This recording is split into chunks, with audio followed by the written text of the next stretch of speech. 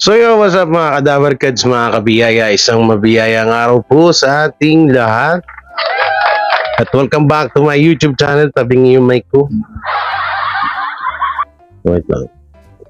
Kailangan kasi guwapo yung host tapos tabing yung mic. Pwede yung ganun. So yun, kamusta mga Kadaver Kids? Welcome back to my YouTube channel ko ulit. Eto, nagbabalik Jay Guevara TV. Isang TVJ defender at reactor ng mga viral issue na nagaganap dito sa Pilipinas. So pag-usapan natin to ngayon kasi 'di ba mga ilang buwan din na pag-usapan yung mga tungkol sa mga hudas or humuhudas sa Dabarkads or humuhudas sa Tito Vic and Joey. So ngayon, eto, may isa nga akong nakitang post na di umano, eto nga daw talaga ang tunay na hudas. Hindi na ito si Alan Kay, hindi na ito si Anjo. Marami kasing naglabasan simula nung nagkaroon ng issue about trademark na Itbulaga, yung titulong Itbulaga. Nagkaroon ng nagkaroon talaga ng mga hinala na kesyo si Paulo Ballesteros pa nga, napagbintangan pa si Mama Pau. Si Ma'am Alan na pagbintangan din. Si Anjo Iliana naman, medyo confirm naman na yon. Pero may isa pa pala na dating host sa Itbulaga, nakasamahan ng Tito Vic and Joey. At ayun nga, sinasabi nitong isang page na to na yan daw talaga yung tunay na hudas sa Tito Vic and Joey. At pag-usapan din natin nito yung bago ngayon na napag-uusapan na mukhang ipapatawag nga ng MTRCB itong GMA dahil nag-drawing sila ng hotdog sa kanilang segment. Ayun ako, alam niyo minsan na ako dito sa GMA, parang sinasadya na nila, no? Kasi mamaya ipapanood ko sa inyo, katulad yan, yung kahit hindi ko na pala papanood, nandiyan sa video ko, yung paggamit nila ng titulong Itbulaga, nasa thumbnail po ng kanilang live. Yan ang iisip ko, sabi ko parang nananadya na ata itong GMA. Ano bang parang hindi sila kontento na kung anong meron sa kanila. Kasi tutusin, kapag sinabi ng batas na bawal gamitin at bawal na, kaso ba't gamit-gamit pa rin? Diba? Pag-uusapan din natin yan mga Dabarkads. So, siyempre, bago natin ito simulan, don't forget to like, share, comment, and subscribe sa ating YouTube channel at pakipindot na lang din po yung bell button para lagi tayo updated sa ating mga video araw-araw. So, unahin natin to. Magano muna tayo yung mag-ama, si Bespil tsaka ito si Lolo. Panoorin natin. Bago tayo ma-high blood, dito muna tayo sa mga ulupong ng mga vlogger ng TPINC, mga ulupong. Alam niyo sayang talino nitong taon to, no? Hindi niya ginagamit sa tama, no? Yan, ano nga maganda yung pangalan dito, no? Ano kaya maganda yung pangalan dito mga Dabarkads? Attorney Wakwak. Ay, pwede Attorney Wakwak. Mega love shoutout. Palakpakan natin si Attorney Wakwak. So, panoorin muna natin yung mga pinagsasabi ito bago tayo mapunta dun sa main topic natin. So, as a recap for today, we went to IPOPHIL and we also went to the Court of Appeals. Why did we go to the Court of Appeals? Because we submitted motion to intervene. Because I'm doing this actually for Sina Attorney Maggie and Attorney Xiao that in the long run, they will need new evidence. Baka the judge might call for a trial. No, he might. Who knows? If they call for a trial and they stick to their old evidences, which is the old evidences of the nation. Attorney Maggie is the is yung tape producer, sila empleyado nila si TVJ, empleyado nila si Jennifer, ganyan-ganyan. It's a broken record already, Attorney Maggie. Nothing that you can do can stop that. Kasi na-decision na yan ng judge after a full-blown open quotation, trial, after a full-blown trial daw, no. Alam mo, palitan mo na si Attorney Maggie. Oh, parang mas magaling ka kay Attorney Maggie, parang mas alam mo yung gagawin mo. Kahit lang isang beses, sana manalo man lang sana kayo. No? Pero ba nga itong BJ, nagtataka daw siya bakit ang bilis daw ng proseso ng kaso. Anong gusto mo? 3 years? 5 years? Alam mga nanawagan ako dyan sa mga kaila Mayor Bullet Halusos, kay Jo Halusos, kunin nyo to. Baka eto pa ang magpapanalo sa inyo. Ay nako. Baka yan ang magpapapanalo sa inyo. Tandaan nyo, nako, baka ito na yung susi sa inyong tagumpay. Kunin nyo to, nako. Mababa lang talent pin yan.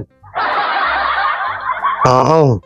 Mababa lang, guro mga 3K. Pwede na yun. Mga 3,000, pwede na yun. Hindi na masama yun. Oo, kaysa magbayad kayo kay Attorney Maggie, million. Tapos, nga din. Kunin nyo to. Ay, nako, panalo agad kayo dyan. Saan na, play natin. They have found out na may fraud. So, that... Ang fraud na yan. Di natapos yung fraud mo. Dapat tanggalin yung, sa kanila, yung trademark. But, nakapagtataka talaga kasi alam mo kung bakit. The IPOPHL does not usually cancel a trademark basta-basta biglaan in a span of 3 months. It's very fast. Gusto mo, 5 years. Walang ya. Nung pinaboran ng IPOPHL ang TAPE-INC, tungkol doon sa pag renew or extend contract registration ng Itbulaga trademark. Tama ba yung sinabi ko? Nang bali ilang taon yun? 10 years. May narinig. Ba't hindi kayo nagreklamo? Mas mabilis yun Tapos ngayon nagre-reklamo kayo dahil pinaburan ng IPOPHL ng Tito Vic and Joey. Samantalang nung kayo yung pinaburan, todo tuwang-tuwa kayo, pero pag hindi kayo yung pinapaburan, galit na galit kayo. Ultimo nga mga kasamaan mong vlogger, binababoy ang IPOPHL, pati ang RTC ngayon Ewan ko lang kung ano action nila dyan. 2 to 6 months is very fast for IPOPHL to cancel a trademark. No. Ano? Ginawa naman more than 13 years ago. So if you have a trademark which has been there. So ibig sabihin kapag ginawa siya more than 13 years ago, dapat 13 years ago din antayin bago magbigay ng resulta ang IPOPHL, ganun ba? Ganun ba yung gusto mo, Mr. Attorney Wakwak? Yan may pangalan ka na Attorney Wakwak. Tandaan nyo ito mga Kadaver Kads. Attorney Wakwak. Kasi wakwak lang ng wakwak. Wala na since. Ewan ko, mag-a-appeal daw siya Narinig niyo sa unang sinabi niya sa unang video, pupunta na daw siya ng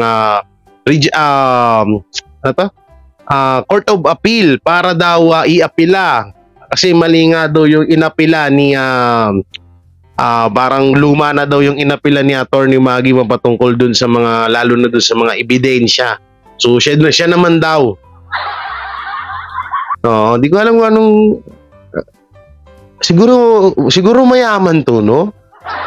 Parang wala siyang ginagawa sa araw-araw.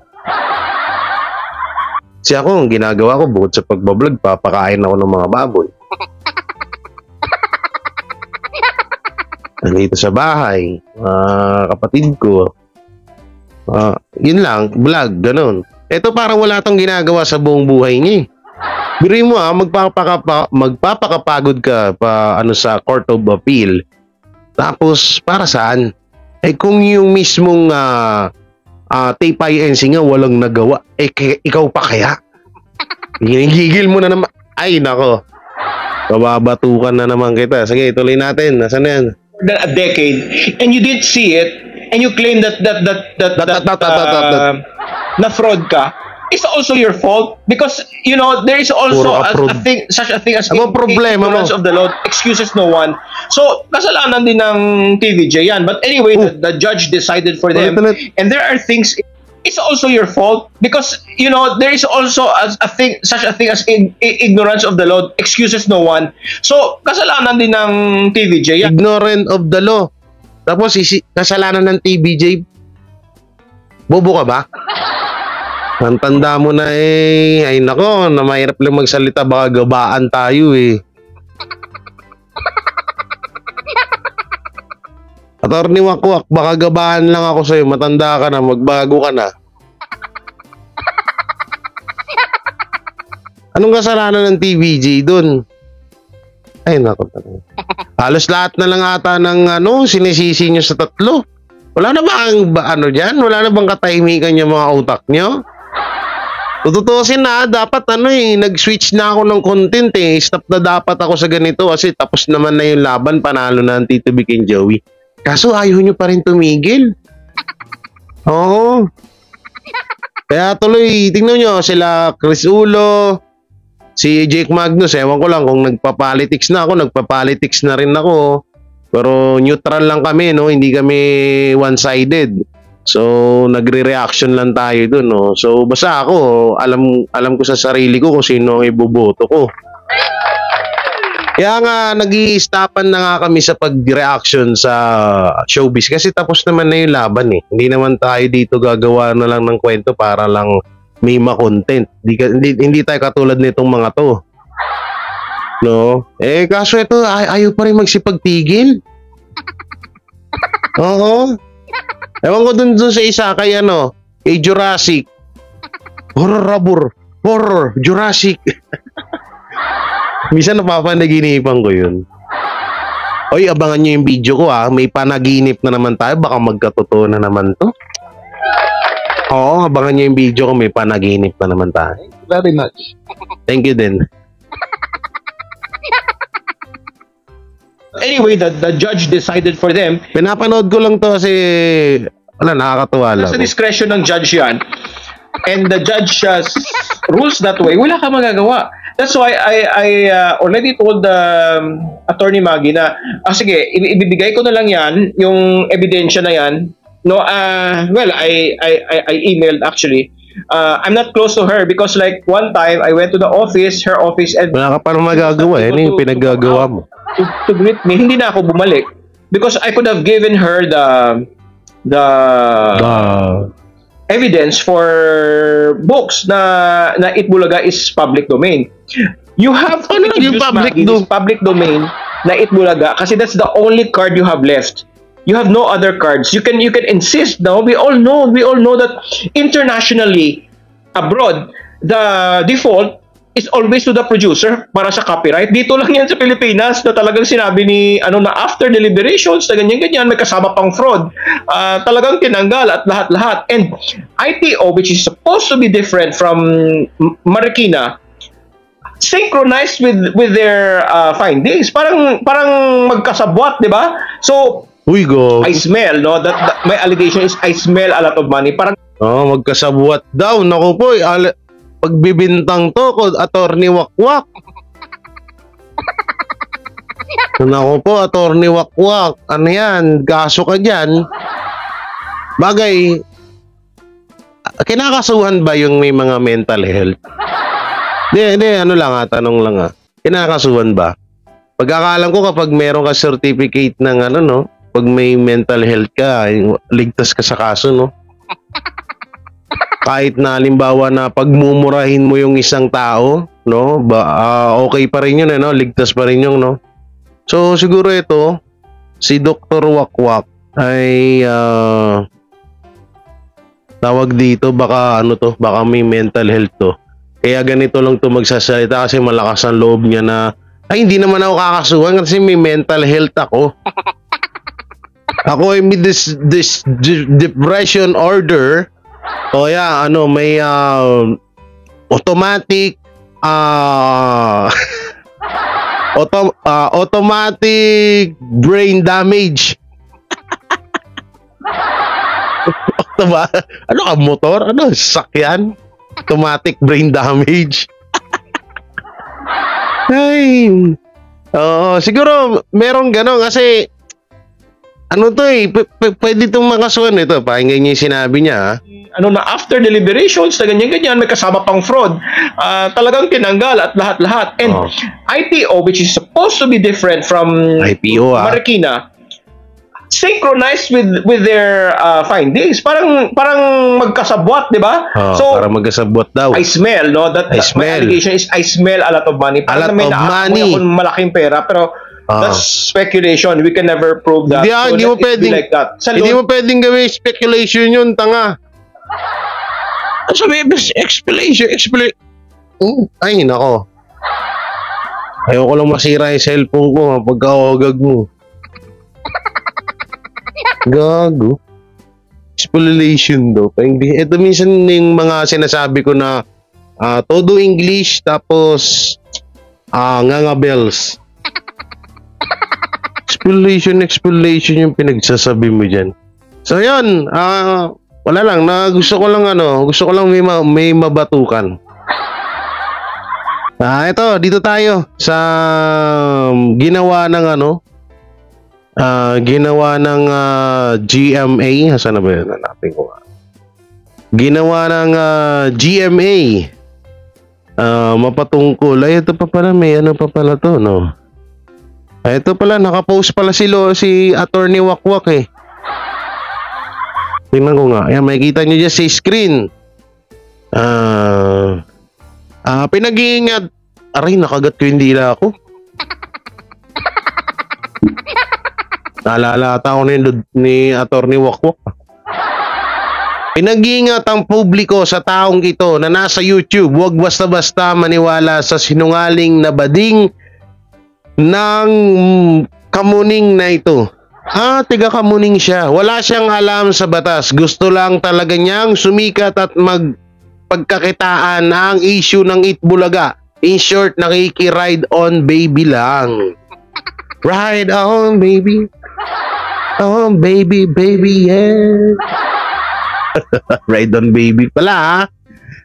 Alam naman ng lahat na final na ang decision ng korte at nakapag-desisyon na nga ng nakapag-desisyon na nga ang TBJ ang may-ari ng Itbulaga, kaya wala nang saysay ang sinasabi ng kumag na to. Hoy, sino to? LM Entertainment. Respetuhin mo si Dr. Wakwak. Ito, sasabihan mo ng kumag yung attorney. Kung gusto nyo siya i-report, mas report nyo yung YouTube channel niya. Yung pwede pa. Pwede yan.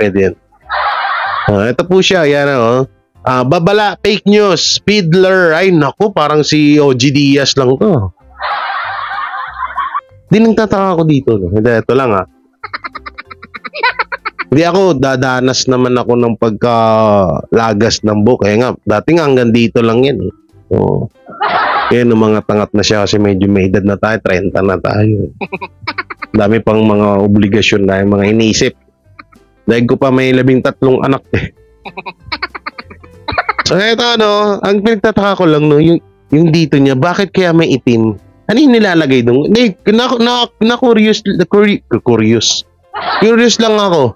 Mga kadabarkad, comment nyo nga kung ano yung nilalagay niya rito. Makikita nyo dyan si screen na lakihan natin. Hindi naman tumalakihan tong hype na Masama ko ng mukha niya rito.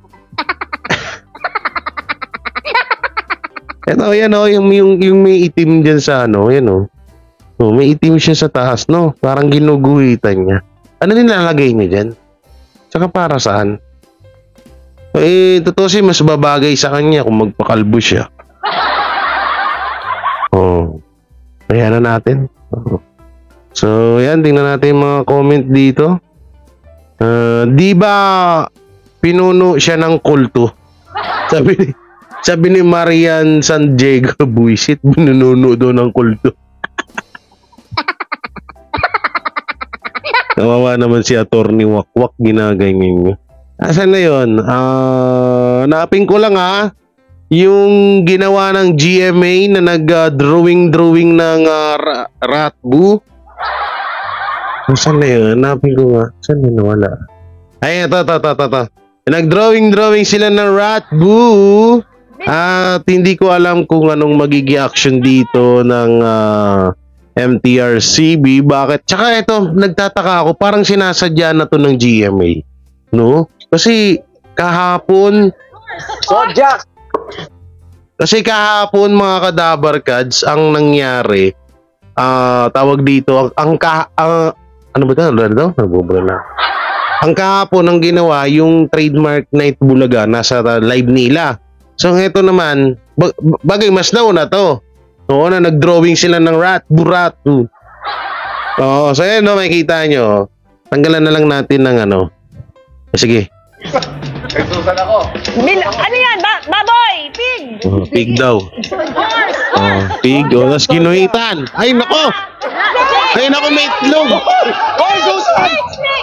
Naku po, paktay kayo dyan. Restart. Sorry. Restart po. Re-restart. Tiger! Okay, next. Tiger daw. Parang wala pa kayong karanasan, parang hindi nyo alam yun.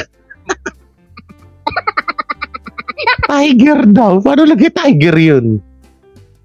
May gano'n na pala kayo ulo ng tiger, no? May bilog, tapos pahabang gano'n, tapos may gano'n pa sa baba. Tapos si Arnold Clavio, nataranta na kasi gano'n na nga yung nakita niya at alam niya naman na araw-araw niya naman, buong buhay niya naman kasama yan, buong buhay nakakabit sa kanya yan. So, gano'n din naman sa akin. Kaya tinabunan niya na. Ewan ko lang kung ano magiging action dyan ng MTRCB dyan, pero para sa akin, bawal yan. Tsaka nagtataka ka, kung halimbawa nataranta, posibleng hindi sinadya eh. Posibleng hindi naman sinadya. Kung tiger yon, isang bilog na ganyan, lagyan mo ng tenga, dito, kilay, o yun, pwede pa. Pero ganon, tapos pahabang ganyan, ano yun? Maniniwala ko kung giraffe yung nandun sa likod eh. Pwede pa na gawing giraffe yun, gano'n, di ba? Eh, wala eh. Parang sinasadya na nga ng GMA yung mga ganyan ng gawain nila, no? Next. Wait lang, asan na? Tingnan natin yung comment dito. Kay Susan tayo.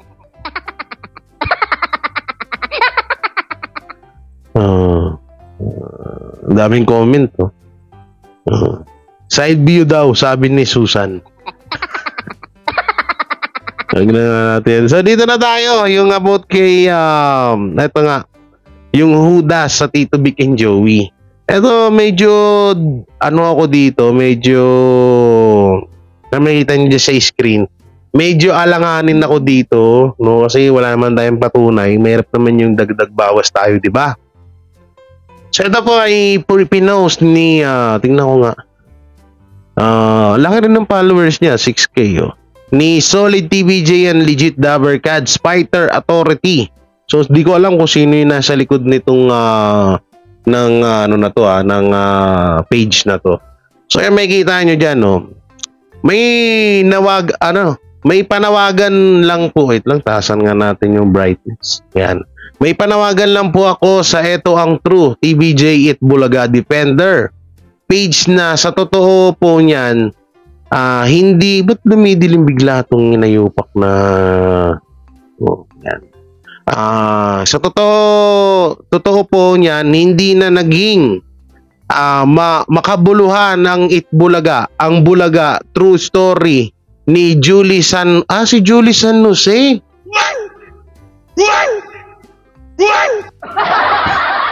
Si Julie San Jose dahil naging traidor din yan sa Tito Vic and Joey. Ito kaya to? Julie San Jose naging traidor sa Tito Vic and Joey?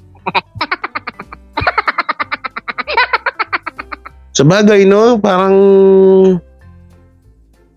sa lahat ng dumaan sa Dabarkad, siya yung parang mailap. Siya yung parang hindi natin masyado nakikita na close niya ang Tito Vic and Joey. Ito, tuloy pa natin pagbabasa. At totoo naman na si Julian San Jose ay wala ring utang na loob sa Tito Vic and Joey. 9 hours ago lang, oh. Noong mga nakaraan na ginagamit ng Tape Incorporated at ang mga halusos ang title ng Miss Philippines sa kanilang noontime show sa GMA Network nang walang permiso, kahit wala ang TBJ and Legit Dabarkads ay ginagamit ng Tape Incorporated ang Little Miss Philippines sa kanilang Peking noontime show. Kung anong kasalanan naman ni ni Julia San Jose. Hanggang naging peke na rin ang Little Miss Philippines na nang inangkin ng Tape Incorporated at ng mga halusos para sa Peking noontime show nila sa GMA 7. Little Miss Philippines without TBJ and Legit Dabarkads ginagamit ng Tape Incorporated sa kanilang Peking noontime show na walang permiso. Alam naman natin na si Julie Ann San Jose ay naging bahagi rin ng Little Miss Philippines ng 8 Bulaga noong taong 1998. Kaya lang sinang-ayunan pala ni Julie Ann San Jose na gamitin ng Tape Incorporated ang mga alusos ang Little Miss Philippines without TBJ sa kanilang Peking noontime show noong August 2023. Oh my God, you eating my nerve. Hindi getting my nerve, you eating my nerve. Bago yun. O, trademark din yun, eating my nerve. Pag nakapasok, pag kinuha ko ng TBJ ng magawa ko segment doon, yung eating my nerve.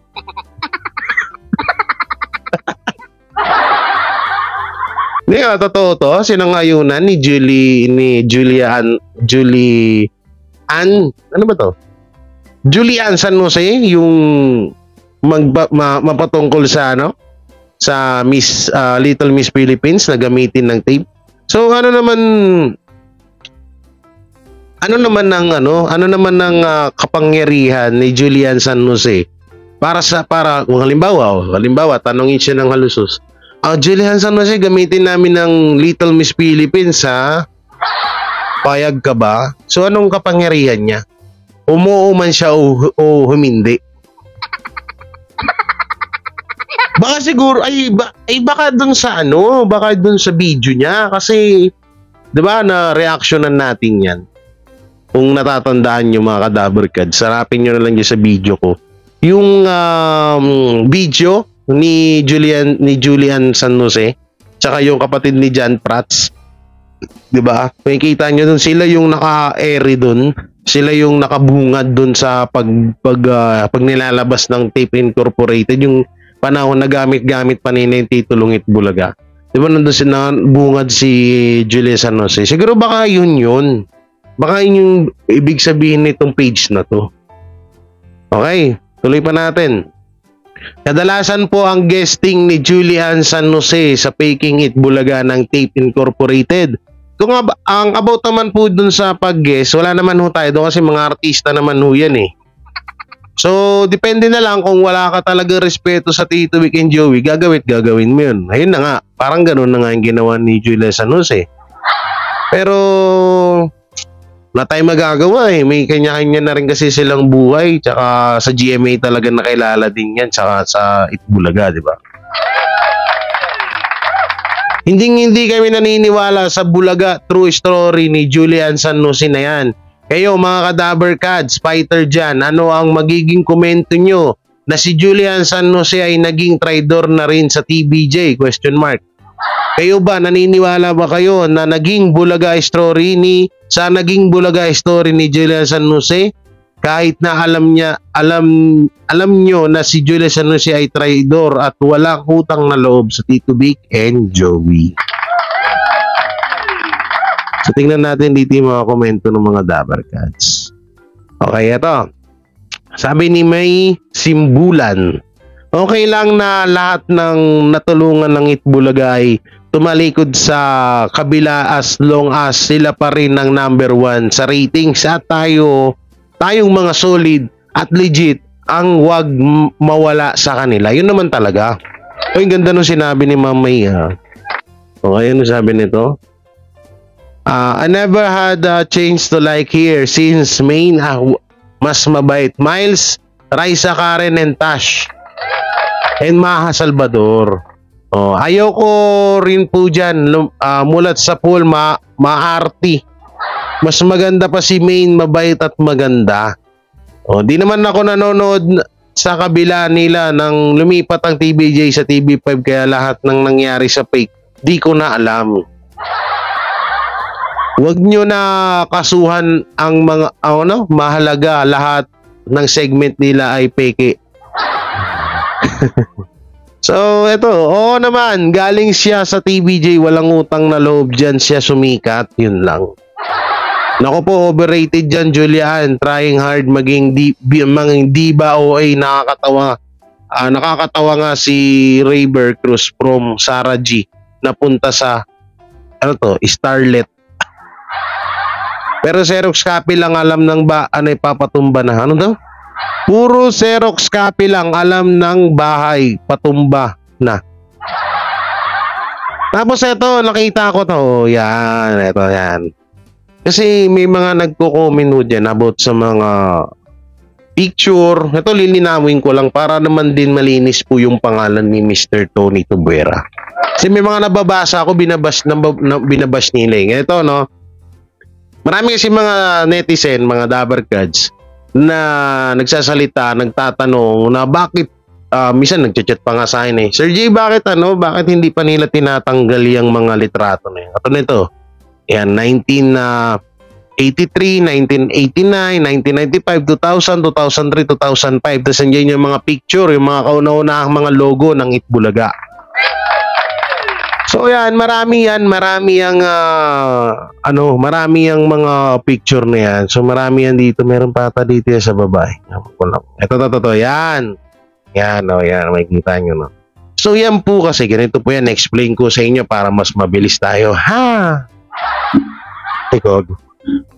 Yan. Ang Tape INC po, or ang Tape Incorporated, or Tape Inc., ay wala po yan sariling tinatawag na studio. Dahil po yung nakikita nyong studio kung saan sila nag-show o saan lumalabas ang kanilang noontime show ay pagmamay-ari po yan ni Antonio P. Tubuera. At hindi nila pwedeng pakialaman yung mga litrato na yan sa kadahilanan po na nangungupahan lang po ang Tape Inc. sa APT Studio. Kaya hindi po yan matatanggal dyan at hindi po talaga pwedeng tanggalin yan hanggat walang permiso or permiso ni Antonio P. Tubuera. Sinungupahan lang po dyan ng Tape INC. So bawal po talagang bawal po talagang tanggalin yan. No, ang magdidesisyon lang diyan si Mr. Tony Tubuera lang. Siya lang ang magdidesisyon niya. Ang halusos, ang tape, lahat sila Paulo, sila Isko Moreno, sila Buboy Bilar, no, hindi nila pwede desisyon na natanggalin yan dahil pagmamay-ari po yan ni Antonio Tubuera. Kaya sa mga nagko-comment diyan, bakit hindi nilang tinatanggal kasi panalo ng TVJ, hindi ko ganoon. Labas naman po dito sa issue ang APT Studio. Bali ang Tape INC lang po ay nagano lang po diyan. Nungungupahan lang sa kanila, no, para sa kaliwanagan po ng lahat. Yan kasi may mga comment, no. Hanggang ngayon gamit pa rin nila. Hanggang ngayon daw gamit pa rin daw nila yung mga logo, 'di ba? Kaya makikita nyo naman sa comment. Hanggang ngayon gamit pa rin nila. Yun nga po kaya ako to no.